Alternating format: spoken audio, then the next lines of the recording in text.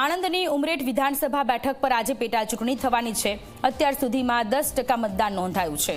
ભાજપ કોંગ્રેસ સહિત કુલ 6 ઉમેદવારો વચ્ચે કાંટાની ટક્કર। ભાજપે ગોવિંદ પરમારના પુત્ર હર્ષદને મેદાને ઉતાર્યા છે।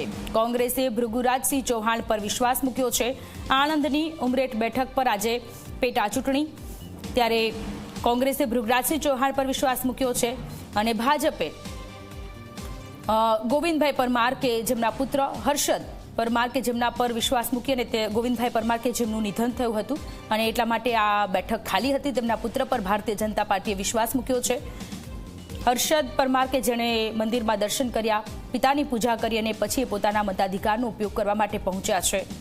આણંદની ઉમરેઠ બેઠક વિધાનસભા બેઠક પર પેટા ચૂંટણી, ગોવિંદભાઈ કે જેઓનું નિધન થતાં આ બેઠક ખાલી પડી હતી અને આજે આ બેઠક માટે પેટા ચૂંટણી।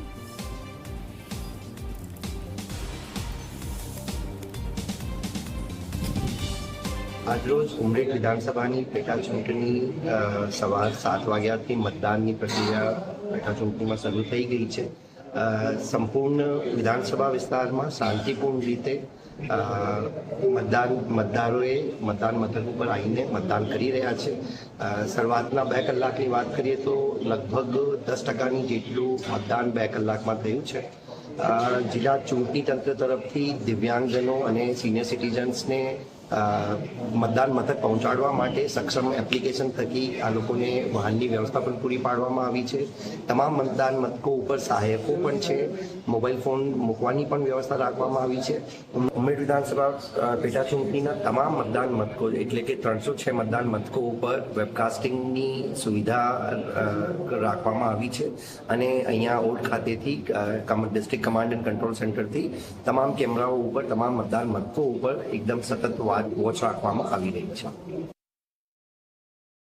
અમે આજે અમારું પવિત્ર મતદાન કર્યું છે। ચૂંટણી પંચના નિયમ અનુસાર મતદાન સારી રીતે અમારા ગામો થઈ રહ્યું છે અને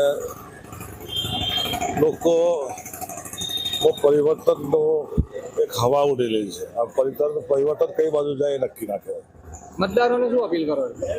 શાંતિથી મતદાન કરો, ગરમીનો ટાઈમ છે, સવારના વહેલું મતદાન કરી પોતપોતાના નિવાસ સ્થાને પહોંચી જાઓ એટલે કોઈ હેરાન ના થાય ને તમે હેરાન ના થાવ।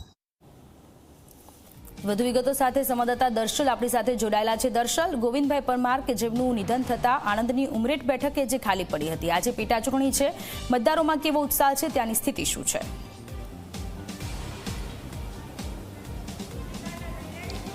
સોનલ, વહેલી સવારથી જે મતદાનની શરૂઆત થઈ 7 વાગ્યાથી, ત્યારથી એ મતદાન મથકો ઉપર લોકો મતદાન કરવા પહોંચી રહ્યા છે, પરંતુ જે પ્રકારની એ ભીડ હોવી જોઈએ એ ભીડ ક્યાંક નથી જોવા મળી રહી। એટલા માટે કારણ કે ગ્રામ્ય વિસ્તારમાં સૌથી વધારે મતદાન કેન્દ્રો આવેલા છે અને ત્યાં એ પશુપાલક હોય કે ખેડૂત હોય તે તમામ લોકો એ પોતાના કામ અર્થે વહેલી સવારે ગયા હોવાથી એ ભીડ ક્યાંક નથી, પરંતુ હવે ધીમે ધીમે એ મતદારોની સંખ્યા વધતી જઈ રહી છે। આજે આદર્શ મતદાન મથક અહીંયા જોઈ શકાય છે, એ ઉમરેઠ ખાતે આવેલ એ સંતરામ માધ્યમિક સ્કૂલ ખાતે બનાવવામાં આવ્યું છે કે જ્યાં આ મતદારો અહીંયા પહોંચી રહ્યા છે, મતદાન કરી રહ્યા છે। આ આદર્શ મતદાન મથક સાથે અન્ય મતદાન મથકો જે છે એ પણ અહીંયા આવેલા છે। ઉમરેઠ વિધાનસભા પેટા ચૂંટણીની અંદર એ 213 બિલ્ડિંગમાં 306 જેટલા મતદાન મથકો જે છે એ બનાવવામાં આવે છે। તેમાં અલગ અલગ મતદાન મથકોનો એ સમાવેશ થાય છે, જેમાં 2 સખી મતદાન મથકો, જે મહિલા સંચાલિત મતદાન મથકો, એક દિવ્યાંગ મતદાન મથક, 2 યુવા અધિકારી કર્મચારીઓ દ્વારા સંચાલિત મતદાન મથક અને 5 મોડેલ મતદાન મથકો એ બનાવવામાં આવ્યા છે, જ્યાં તમામ પ્રકારની સુવિધા એ મતદારોને પૂરી પાડવાના પ્રયાસ જે કરાઈ રહ્યા છે। સાથે એ સિનિયર સિટીઝન માટે એ વ્હીલચેરની વાત હોય તે પણ અહીંયા આપવામાં આવી રહી છે, જેથી કરીને એ સિનિયર સિટીઝન, એ વૃદ્ધ લોકો પણ મતદાન કરી શકે। સાથે મતદાન મથક કેન્દ્ર ઉપર એ પાણીની વ્યવસ્થાની વાત હોય, સાથે એ મેડિકલ કીટ, એ મેડિકલ સુવિધાની વાત હોય તે પણ અહીંયા ઊભી કરવામાં આવી છે।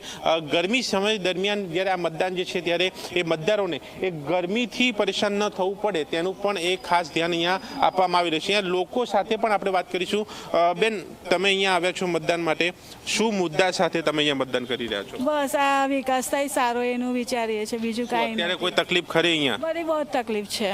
બસ આ રોડ નહીં, પાણીની વ્યવસ્થા નહીં, ગટરની વ્યવસ્થા નથી, બરાબર છે। અને આ મોંઘવાડી જો ગેસનો ભાવ વધી ગયા છે, કોંગ્રેસના રાજમાં તો 400 રૂપિયા।